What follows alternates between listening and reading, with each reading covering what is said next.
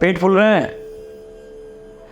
पेट का साइज बढ़ गया है, गैसेस भर रही है, जलन हो रही है, खट्टी डकार आ रही है, सिर दर्द हो रहा है। डकार निकलने के साथ साथ क्या आपको कहीं पे भी हाथ दबाने के बाद में डकार आ रहा है, खट्टी डकार आ रही है, जी मचला रहा है, जी मचलाने के साथ साथ उल्टी होने के बाद में सिर दर्द कम हो रहा है, माइग्रेन जैसे सिम्टम है, बाल झड़ रहे हैं, बाल पक रहे हैं, ये सभी जितने भी लक्षण है ना, ये सभी एसिडिटी के हैं। इसकी वजह से कमजोरी आता है, धड़धड़ होती है, घबराहट होती है, शरीर में दर्द रहता है, शरीर में जकड़न होती है, पेट में जकड़न होती है, गैसेस बनती है, फॉल स्मेल आता है, पेट साफ नहीं होता है, लूज मोशन होता है। इसके साथ साथ बाइल ग्लैंड में टॉक्सिसिटी होने के साथ साथ बाइल ग्लैंड में स्टोन तक बनते हैं। इसके सिवा पैंक्रेटाइटिस जैसे डिसीज होते हैं, लिवर डैमेज होता है, स्प्लीन डैमेज होता है, डाइजेस्टिव सिस्टम डैमेज होता है। इससे इरिटेबल बाउल सिंड्रोम जैसे सिम्टम्स होते हैं, इरिटेबल बाउल सिंड्रोम जैसे क्रॉन डिसीज जैसे या कोलाइटिस जैसे डिसीज होते हैं। ये एसिडिटी क्या क्या कर सकती है दोस्तों? एसिडिटी बहुत कुछ कर सकती है। एसिडिटी के बारे में जितना बताएंगे उतना कम है, लेकिन मैं एसिडिटी को अभी कोशिश करता हूँ कि जितना समेट सकूँ उतना समेटने की कोशिश करता हूँ। लेकिन आपको फुल एसिडिटी अगर देखनी है तो मेरे यूट्यूब के चैनल में जाइए, जहाँ पे आपको बहुत सारे वीडियो तो नहीं मिलेंगे, क्योंकि बहुत सारे लोगों का कहना था कि आप एक यूट्यूब का चैनल चालू कीजिए। मैंने यूट्यूब का चैनल तो बहुत सालों पहले चालू किया था, लेकिन क्या है, वो कंसिस्टेंसी नहीं है, डॉक्टर होने की वजह से कहीं पे भी फोकस नहीं है उस चीज़ में, तो इस वजह से कहीं ना कहीं वो चीज़ें छूट गई। लेकिन लोगों का कहना था, इसलिए मैं अभी एसिडिटी का बड़ा वीडियो बना के उस पर डाल रहा हूँ, क्योंकि उसमें मैं फेसबुक पे बड़ा वीडियो नहीं डाल सकता, 5 मिनट के ऊपर वीडियो डालना पॉसिबल नहीं है। और ये कम से कम नहीं कुछ तो एसिडिटी का जो वीडियो है जिसमें लक्षण है, उस डिसीज का लक्षण के सिवा कारण है, उसकी ट्रीटमेंट है, तो इसको कम से कम आधा घंटा से पौन घंटा तो लगेगा। तो डेफिनेटली मैं इसको यूट्यूब पे लिंक दे रहा हूँ आपको, यूट्यूब पे जाइए, उसको देखिए, ठीक है। तो एसिडिटी क्या क्या कर सकती है? पेट फूलना, डकार होना, गले में जलन होना, गले में दर्द होना, उसमें जी मचलाना, जी मचलाने के सिवा खट्टी डकार आना, मुंह में पानी आना, तीखा कड़वा या बेचौ जैसा लगना। इसके साथ साथ आपको जी मचलाना जो बोला था मैंने, उस तरह से छाती में जलन होना, गले में जलन होना, पीठ में जलन होना, मुंह में खट्टा पानी आना, ज़्यादातर पे अरुचि होना, भूख नहीं लगना, कमजोरी आना। दोस्तों सोते समय, खास करके सोते समय आपके ये एसिडिटी के सिम्टम बढ़ना, खाने के बाद में ये जो आपके एसिडिटी के सिम्टम्स है वो बढ़ना। इसके सिवा आपको देखेंगे तो पेट में गुड़गुड़ आवाज़ आना, पेट में गुड़गुड़ आवाज़ आने के साथ साथ में पेट में मुरड़ आना, पेट में लूज मोशन, पेट में इस चीज़ों की वजह से कहीं तो भी इरिटेबल बाउल सिंड्रोम होके या बाकी अदर चीज़ों की वजह से पचन अजीर्ण होना, कच्चा पचन होना, और उसकी वजह से लूज मोशन होना, या इरिटेबल बाउल सिंड्रोम जैसा सिंड्रोम आके आपको लूज मोशन हमेशा होते रहना, या कभी पकड़ के मतलब हायर स्टूल होना। ये सब चीज़ों के साथ साथ चक्कर आना, सर और आँख जलन करना, दर्द करना। इसके सिवा धड़धड़ होना, छाती में घबराहट होना, आप देखेंगे तो अस्वस्थ सा जैसा लगना, मतलब कहीं पे भी जी नहीं लगना, मतलब आप ऐसे डिस्टर्ब जैसे फीलिंग करेंगे। आपका मान, पाट, कमर दर्द, स्पॉन्डिलाइटिस। इसके सिवा आपका जो स्पाइन है वो भी कमज़ोर होना। क्या एसिडिटी स्पाइन कमज़ोर हो सकता है दोस्तों? ऑफ कोर्स, हम ऐसे कई केसेस देखते हैं जहाँ पे स्पॉन्डिलाइटिस की हिस्ट्री मिलती बनी। अभी तक के कम से कम 12 से 13 हज़ार स्पाइन के ऑपरेशन कैंसिल किए हुए हैं। अभी तक के हमने कई केसेस में, क्रिटिकल से क्रिटिकल केसेस में स्पाइन के ऊपर काम किया है।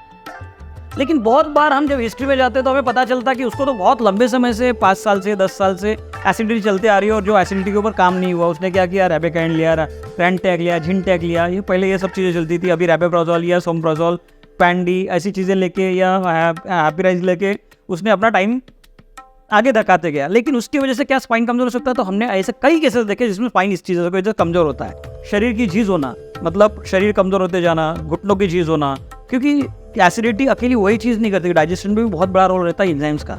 वो अगर डिस्टर्ब होते हैं, आप देखेंगे क्या होता है, पित्त जो होता है, पित्त मतलब एसिड, एसिड मतलब जो डाइजेस्टिव एंजाइम्स है वो मल्टीपल लेवल पे अलग अलग सेक्रेशंस होते हैं, और उसका आयुर्वेद पित्त बोला जाता है। अब ये पित्त जब निराम रहता है, मतलब शुद्ध रहता है, तो पित्त शरीर में अच्छा काम करेगा, पाचन करेगा और संपूर्ण पोषण करके शरीर में मजबूती लाएगा। इंस्टेड उसकी जगह पे उल्टा काम करेगा जब वो खराब होगा। अगर सामता आती है, गुरुत्व आता है, तो शरीर में भारीपन लाएगा, अकड़न लाएगा, जकड़न लाएगा, शरीर को डैमेज करते जाएगा। समझिए विदग्धता आती है तो शरीर में खट्टापन लाएगा, खट्टापन के साथ साथ खट्टी डकार आएगी, फॉल्स स्मेलिंग होगी, उसके साथ साथ शरीर के मल्टीपल ऑर्गन डैमेज करते जाएगा, चक्कर जैसे चक्कर आएगा, स्मृति भ्रंश होगा, स्मृति नाश होगा, निद्रा नाश होगा, निद्रालपता आएगी, डिप्रेशन आएगा।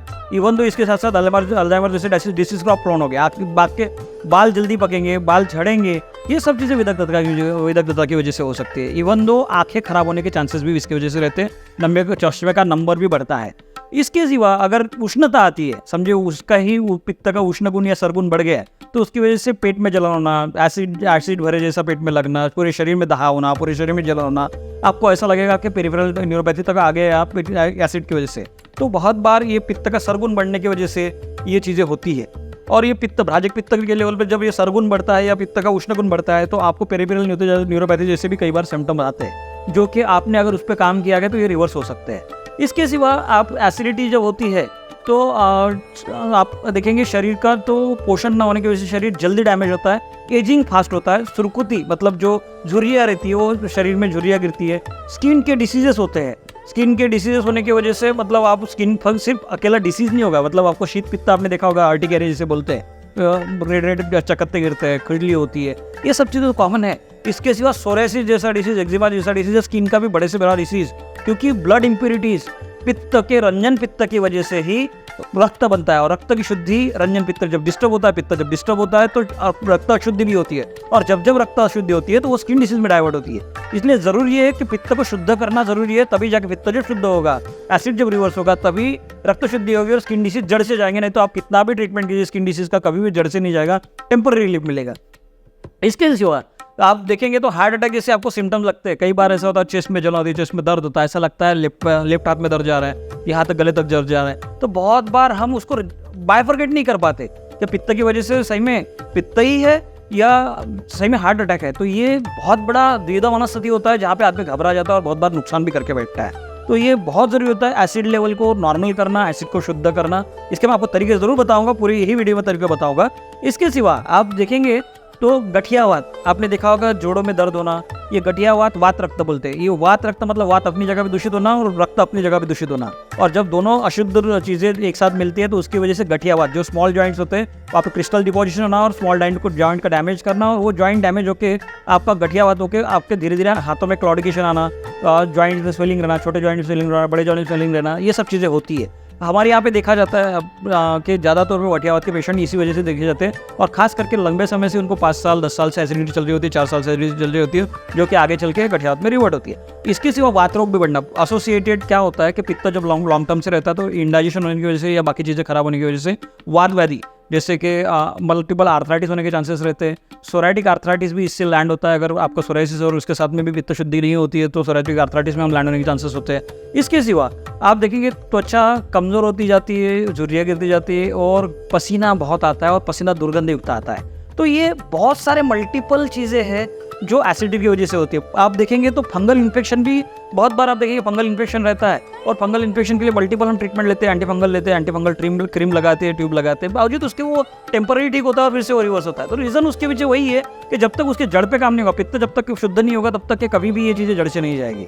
इसी तरह एंटीफंगल की इसकी तरह आप देखेंगे तो पित्त की वजह से आप कमज़ोर तो होते ही है, वह शरीर मजबूत होने की जगह कमज़ोर तो होते ही चलता है, पोषण ना होता है, परिपोषण नहीं होता है, और इसकी वजह से आपको कोलाइटिस के सिवा क्रोन्स के सिवा आपके डाइजेस्टिव इश्यूज, ग्रहण स्प्रू जिसे बोलते हैं हम, IBS irritable bowel syndrome, auto immune disorder तक के आप इस एसिडिटी की वजह से जा सकते हैं। यहाँ यही नहीं खत्म होता, ऑटो इम्यून को बहुत बार इडियोपैथिक बोला जाता है, मतलब उसका कोई रीज़न नहीं बताया जाता है। ऑटो इम्यून मतलब आपकी इम्यूनिटी कॉम्प्रोमाइज होगी, इम्यूनिटी कॉम्प्रोमाइज होने की वजह से कहीं ना कहीं स्ट्रेस की वजह से आप ऑटो इम्यून डिसऑर्डर में गए, जिसका कोई ट्रीटमेंट नहीं है, जिसका कोई रेमेडीज नहीं है।